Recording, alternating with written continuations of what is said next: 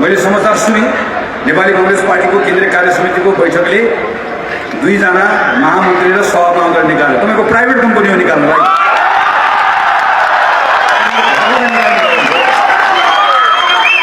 9 कक्षाको थिए, 9 कक्षाको 40 सालको आन्दोलनमा लडेको 65-63 को आन्दोलन त हाकेको पनि हो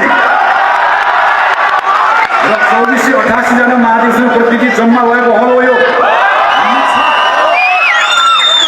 हिम्मत छ कि प्रत्येक साथीलाई कारबाही गर्ने हिम्मत छ?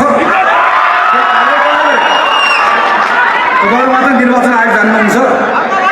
केही निर्वाचन आयोगमा यही ठाउँबाट विशेष महाधिवेशन नेपाली कांग्रेसको प्रारम्भ भएर त्यो विशेष महाधिवेशनले निर्वाचन आयोगलाई समयमै जानकारी गराइसकेको छ। कांग्रेस अहिले विशेष महाधिवेशनको क्रममा छ।